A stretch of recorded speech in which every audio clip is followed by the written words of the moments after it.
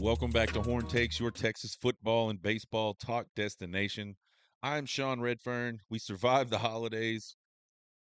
Your Texas Longhorns, you survived the Peach Bowl, the first team in the history of the Peach Bowl, or in the history of New Year's Six Bowls, to win all six of them. That's kind of cool. I don't think that's going to stand for very long.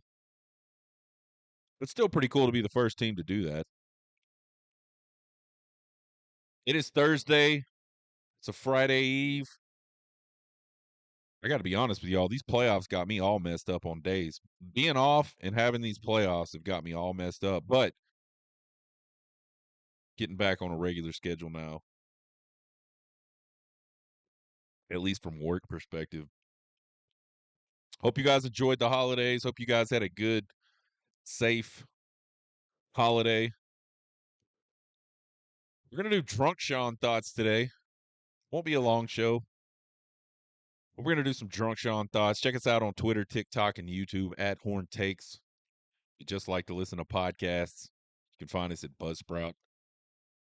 Horn Takes podcast.buzzsprout.com is the website for that. You can also find us at Apple, iHeart, Spotify, but I recommend the YouTube channel. Please go to the YouTube channel.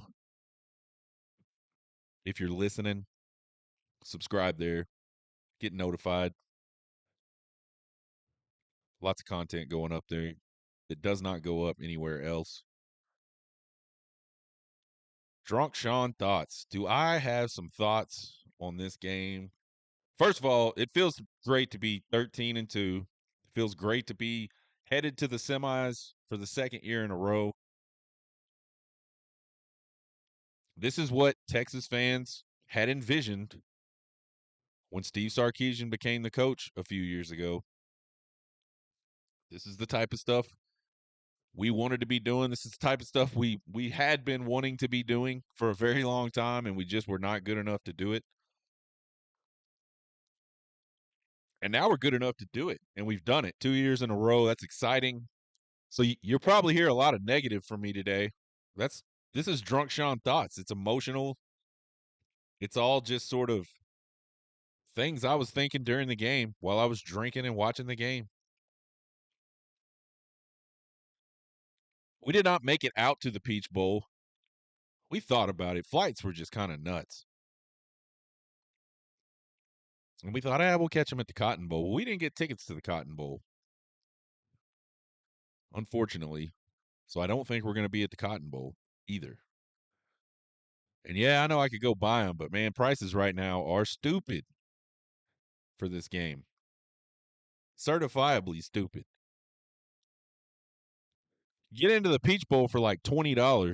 It's going to cost you probably close to $600 right now, anyways. I'm sure the prices will go down a little bit, but right now that's a hot ticket.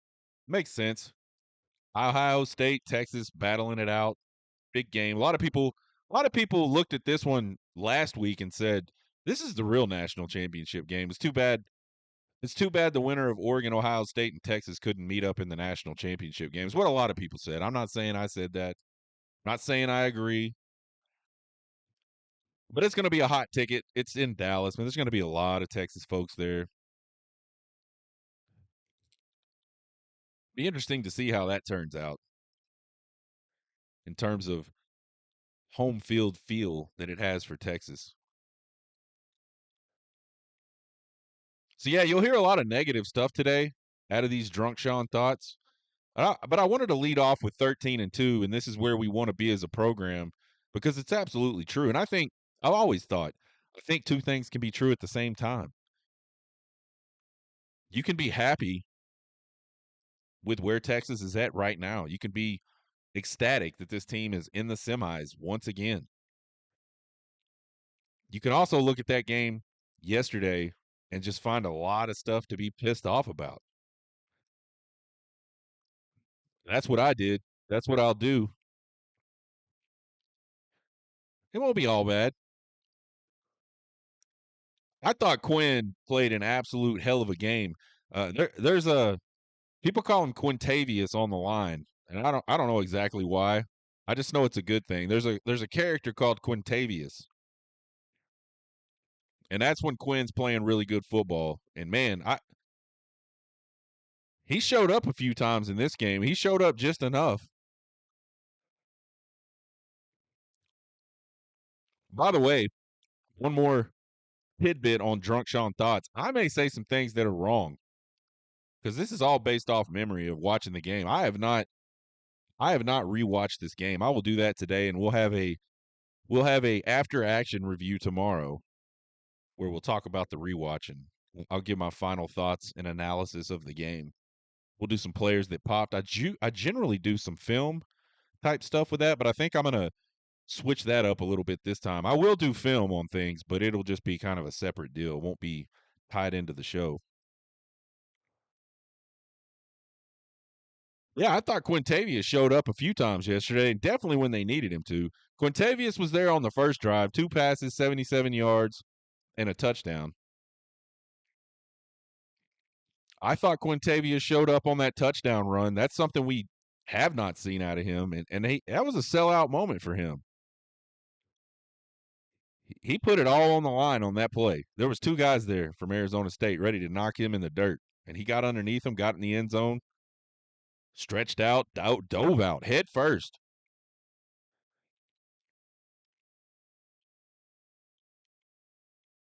And then the overtime throws. Holy shit. Uh, End of fourth quarter on, Quintavious, big time. That 4th and 13 throw, sick. Absolutely sick. And that throw to Gunnar Helm immediately following in the next overtime, absolutely sick.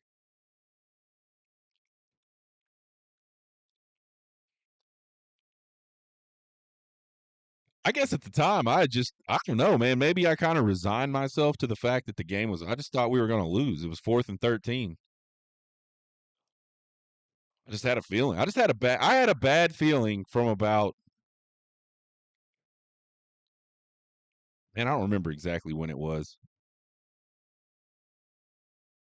Started getting a bad feeling when Arizona State was crawling back into it. Just Texas just not playing, man.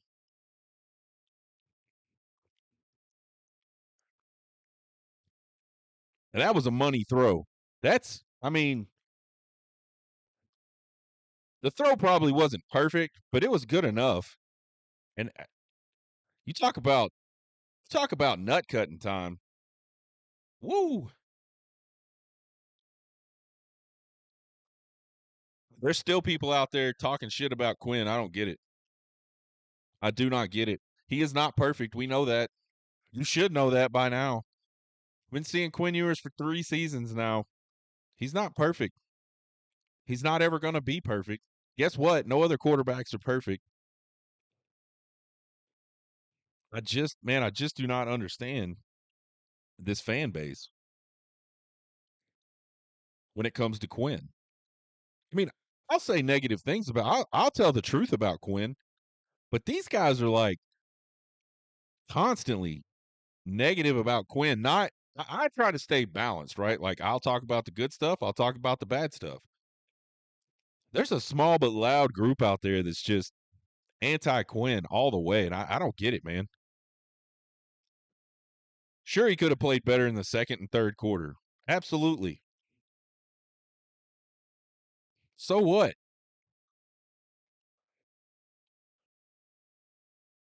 He played outstanding with the game on the line. I mean, you can't do it any better than he did it at the end of that game. It's kind of interesting. We talked about it. I don't remember which show it was, but we were talking about Quinn, the subject of Quinn and this fan base and Quinn. And I said something about, I think it was when we were talking about him coming back. There was all these sort of tweets and things. There was all this innuendo and rumor that he was thinking about staying and wasn't going. And I was talking about how I don't think he gains anything by staying. He is what he is. And he may not be that guy. He may not be the superhero guy that we thought we were going to have in Quinn Ewers in year 3 because he just hasn't done it. He's never done that before. He did it yesterday. I mean, you go back to the Sugar Bowl last year, 4 shots from, I don't know, inside the 15, definitely inside the 20 to win the Sugar Bowl. Couldn't get it done. 4th and 13, and he absolutely nails it on on Wednesday, yesterday. We haven't seen Quinn do that before. Maybe Quintavious, maybe that's the spark Quintavious needs, the little confidence Quintavious needs. Thought he was outstanding, and if you can't just come out and just say, "Man, Quinn Ewers was awesome on Wednesday," I don't know what's wrong with you. I do not know who is coordinating the run game and putting those game plans together, but whoever it is, they need to absolutely shit can the outside zone out of an offset back look. It is ass. We don't do it well.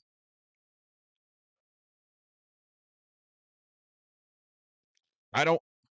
Texas offensive line is massive, y'all. One of the biggest in the country. Arizona State's defensive line averaged under 300 pounds across the board. Not big at all. Not a single 300 pounder. And we talked about this last week when we were breaking down video. Like, this team can run laterally, get the ball up the field. Why in fuck would you run sideways against a team that can run well laterally when you have like a 30 or 40 pound per man advantage up front? I don't get it. Makes no sense. Like, how do you look at that Arizona State team and go, we should run fucking sideways every single play? How do you do that? I just don't get it, man. We absolutely played right into their advantage, which was quickness and speed,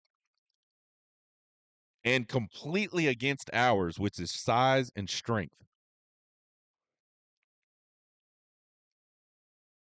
What is the point of recruiting? Like, I keep hearing we want big humans. Great. What is the point in recruiting these big humans if you're not going to fucking use them? If you're not going to let them play like big humans? Big dudes don't want to run fucking sideways. Big dudes don't want to have to block a guy for 10 seconds while the running back is running sideways. Big dudes want to fucking mow people over and push them the opposite direction. That's what big humans want to do. I'm sorry. They have had success this year running the football in a lot of games. Very little of that success has been with that sideways freaking outside zone bullshit. Like, if you want to run outside zone, great. Put them in the pistol. Run outside zone. They could not have made it any easier on Arizona State to stop the run than they did yesterday. They couldn't have. The only thing they could have done to make it easier was if the lineman just fucking fell down at the snap and didn't try to block anybody. That's it. Those guys from Arizona State didn't have to think a fucking lick. Oh, he's offset over there. He's going to try to run fucking sideways over here. Let's just all run there and smash his ass. This offseason, they absolutely 100% have to revamp this running game. There's a lot of shit to shit can in this running game. I don't get it. The other thing is, it's like different every week. Some games we go like this big sort of inside zone push. Against Clemson, it was a lot of outside zone, but there was a lot of it in the pistol. Some games we run a lot of power, a lot of pull. Like, I just, I don't get it, man. That has to get fixed.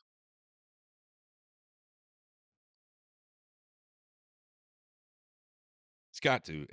And again, I don't know who's doing it. I don't know. I mean, I know that Kyle Flood is the co-offensive coordinator or the offensive coordinator. I know he's not calling plays, but he's definitely a part of the game plan. I would assume he's probably the run game coordinator.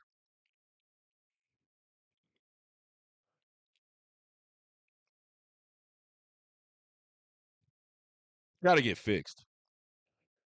It won't get fixed in the few days we have until the Cotton Bowl. That doesn't mean they won't go and run some. That doesn't mean they won't go get some yardage in the Cotton Bowl. That's not what I'm trying to say. This team still has not learned how to finish an opponent. 4 years into this thing, and they can't do it. It's not just the players. It's a program problem. This starts at the top.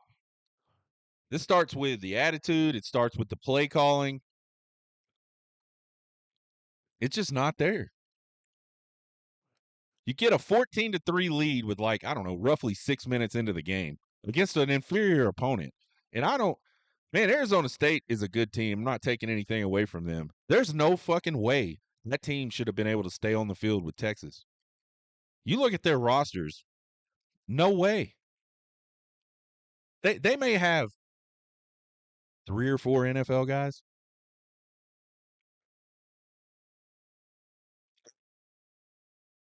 Maybe one on defense.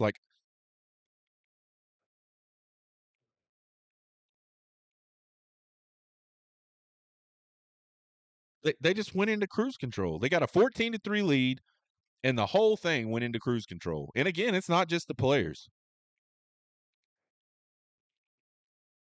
It's the play calling.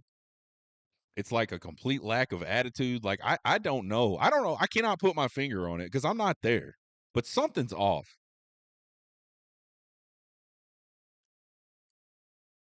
It's great to score in spurts. This Texas team will sometimes just score 21 points in it seems like a blink of an eye. But then they'll go for 2 quarters and not score anything. Not even be able to move the ball. I mean, not only not score, just be completely ineffective. I mean, they absolutely take it to new levels both ways. Man, we can score fast. We can also just not score or do anything. 4 of their 5 touchdowns yesterday happened in the first half of the first quarter or in overtime.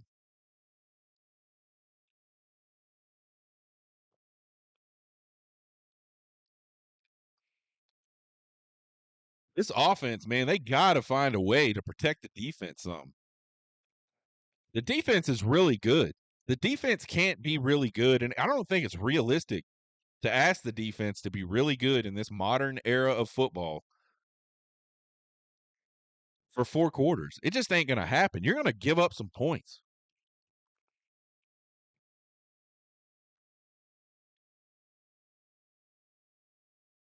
I don't remember what the time of possession marker they put up there on the screen after the first half was, but it was insane. It was like 22 minutes to 8 or something. Time of possession.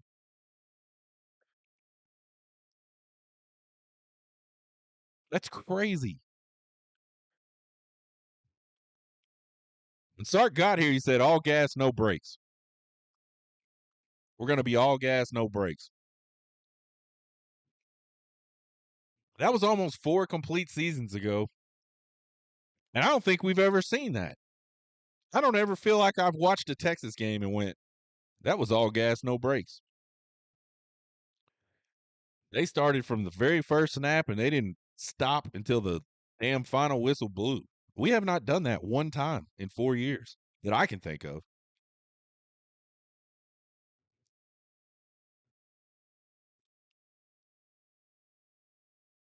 Now, I'm talking against an inferior opponent.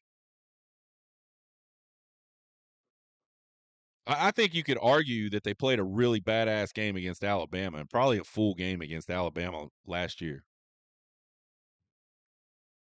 I would accept that argument.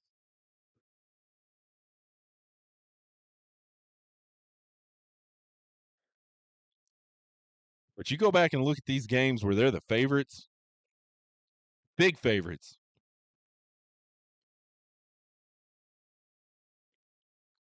And there hasn't been a whole lot of all gas, no brakes.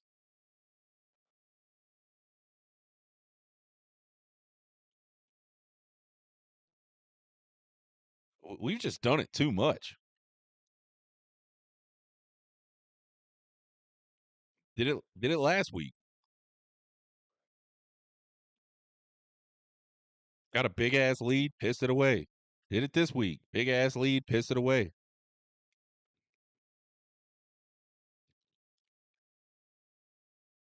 I don't like to talk about players specifically, but I got to in this case.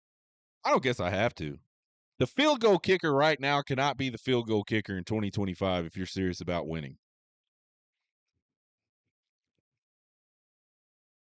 I know kicking isn't easy. I know I couldn't do it.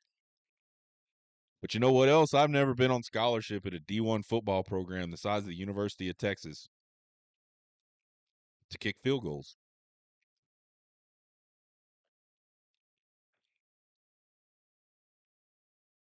He just misses too much. He is wildly, I don't know what happened to him.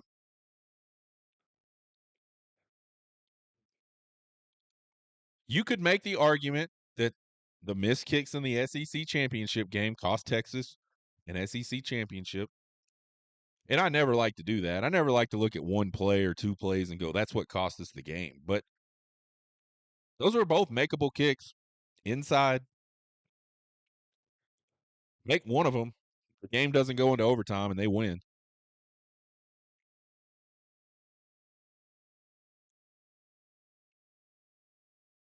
Two misses in the game yesterday that would have kept Texas out of overtime. You just you can't keep missing two kicks a game in these big games like this and expect to be able to continue to win games. I mean, like this Texas team, it's just unbelievable.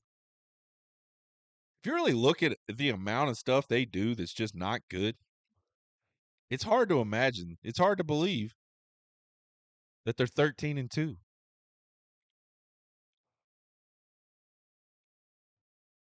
Here they are, 13-2. I think that's one of the things that's so frustrating about this team.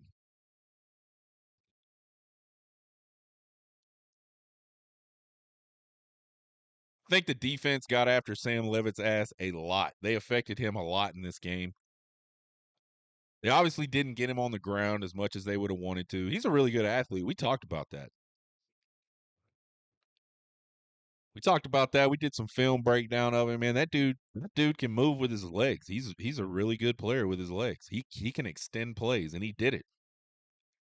He did it a few times in this game.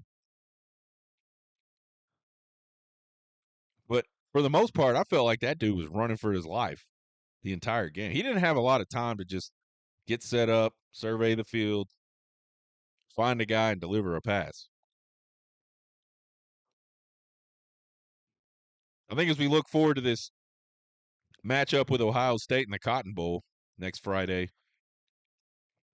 can they affect Will Howard? I don't think Will Howard's as mobile as this kid, Sam Levitt. I think Will Howard's mobile, but I don't think he's Sam Levitt. That dude can move.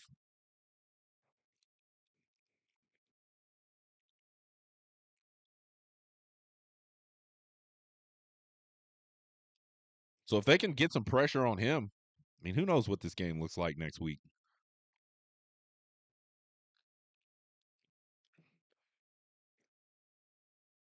A lot of talk about the officiating in this game.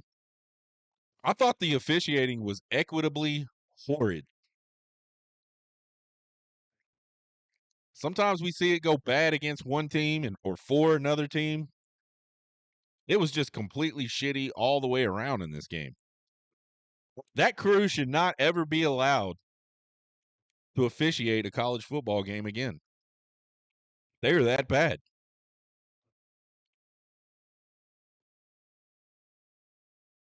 They called defensive pass interference on Michael Taft when he got pushed off on, like bigger than shit. Pushed off on. It was absolutely 1,000% offensive pass interference, no doubt. I can't believe that happened.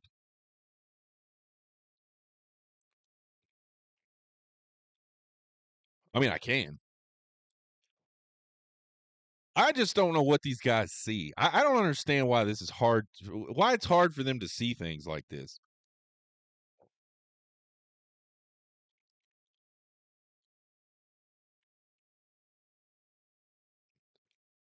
Texas pass rushers held the entire game. I mean, like tackled.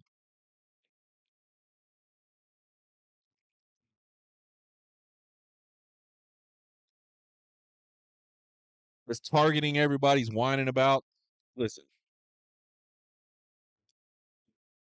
it's a chest to chest tackle where their helmets hit.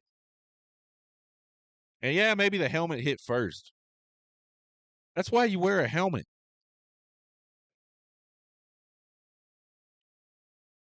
It's the whole reason you wear a helmet. You're playing football. Everybody's running really fast. Your body can only go where your head goes. If you're taking your body towards another person's body, who, by the way, their body also can only go where their head goes, sometimes they're going to hit heads. That's why they wear the helmet.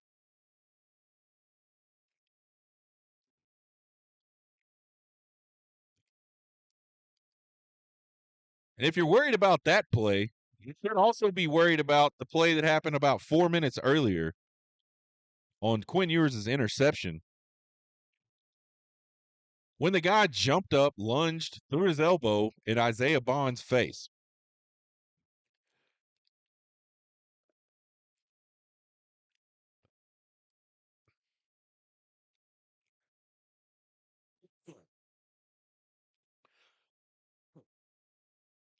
Excuse me.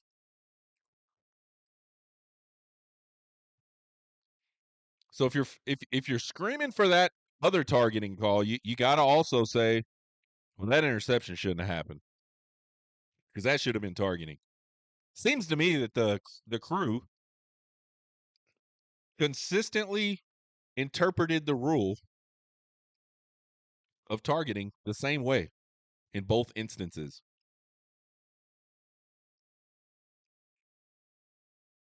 Was it right? I don't know. It's an interpretation. That's part of the problem with the targeting rule. There's too much interpretive shit that has to go along with it. And you give me a sentence, I'm gonna interpret it different than some guy sitting right next to me with the same sentence.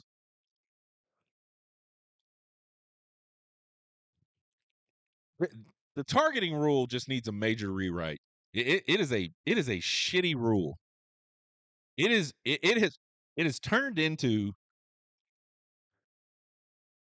the rule is there to keep people from intentionally trying to hit people in the head and neck with their helmets, with their arms, spearing, like the old spearing penalty where people were just diving off and just jamming their heads into player or into people's bodies. That's what targeting is intended to prevent. But it's turned into every time two players' helmets hit, we got to throw a flag and we got to review it. You are never going to eliminate people's helmets hitting in football. It just ain't going to happen. And again, that's why you wear the fucking helmets in the first place. 100 years ago, when they're playing football in these grass fields, two dudes' heads hit in the course of a normal play of football, and they went, man, if we're going to be running around real fast and we're going to try to tackle each other, our heads are going to hit. We got to figure out a way to protect ourselves. That's why the helmet exists. The rule needs to go back to, like, is it an intentional hit or not? We don't have to have all these fucking criteria. Launch, crown of helmet. It doesn't matter. Was someone trying to hurt somebody or not? Did they clearly attack their head, or did their heads just bump? Because that's what happens 100 times a game.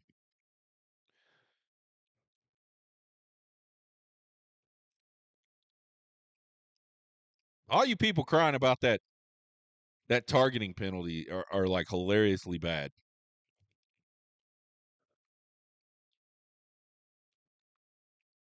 I don't think it was targeting. I hate the targeting rule. Like you, again, for me to say something is targeting, you gotta like your sole intent is to try to take that dude's head off. That's targeting.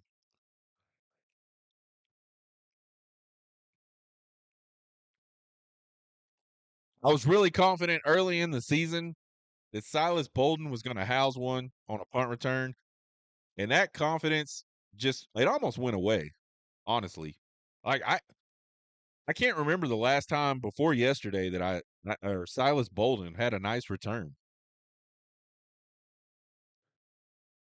Maybe he's saving them up for the playoffs. Maybe he's got one on board, ready to deploy for the semis on Friday. That's what I hope. We could sure use it. My completely emotional drunk Sean thoughts from yesterday on this Cotton Bowl matchup with Ohio State, and this will change. Yesterday, they're running us out of the building. Like, we've had two playoff games where we've had complete command of the game, and we pissed both of them away. Made them close games at the end for no reason whatsoever. You throw in the SEC title game where Texas just dominated Georgia but couldn't get any points, couldn't build a big enough lead to protect. It's really happened 3 games in a row.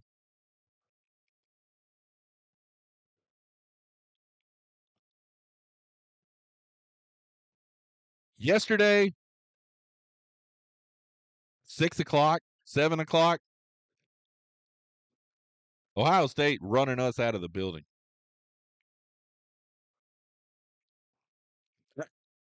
Texas can beat Ohio State, absolutely. They're talented enough. They got a really good defense. We always talk about defense traveling. I I just think Texas is too inconsistent on offense. They are not going to be able to do this. Oh, let's score. Let's either start slow, dick around, and try to come back in the second half. They're not going to be able to do that. And they're not going to be able to do, hey, we scored 2 touchdowns in 5 seconds. Now let's not do shit until the end of the game. They're not going to be able to do that stuff against Ohio State. This Ohio State offense will be the best offense they've played all season, I think. I don't think it's close. Again, I'm not saying they can't win.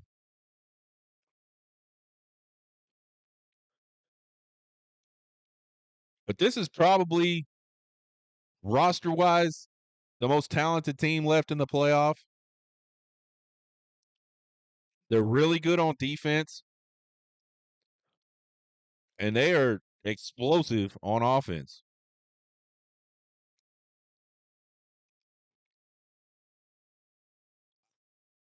I don't know. We'll see. And my opinion may change as I watch more tape and all that stuff as I do what I do every week leading up to a game. I'll tell you this. I think Chip Kelly probably spent about 5 hours last night and this morning figuring out how he's just going to attack and pick on Manny Muhammad. I don't know what's going on with him, but man, the last 2 games not been good. He just kind of looks lost.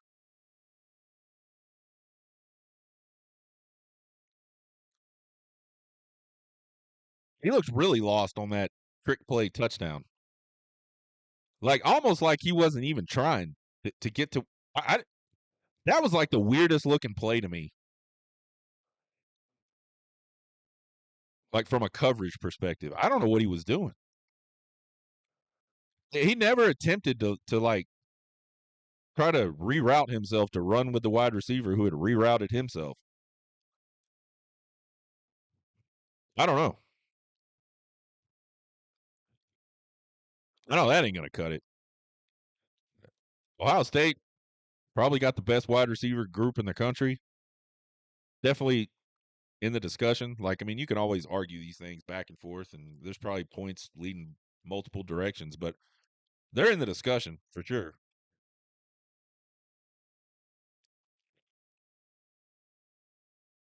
We'll have more on the Cotton Bowl next week.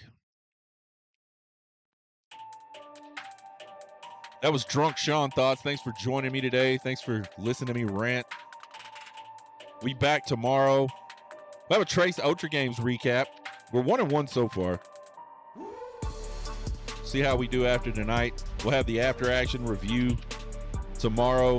It'll be a truncated version. Find us on Twitter, TikTok, and YouTube. Follow us, subscribe, do all that good stuff. We appreciate it. Email me at horntexpodcast@gmail.com with all your questions, comments, concerns, and criticisms. I love them all. 13-2, college football semifinals, Peach Bowl champions, only team in college football to win all 6 of the New Year's 6 bowls. It's good stuff. Guys, have a good Friday Eve. We'll see you tomorrow. Get hooked.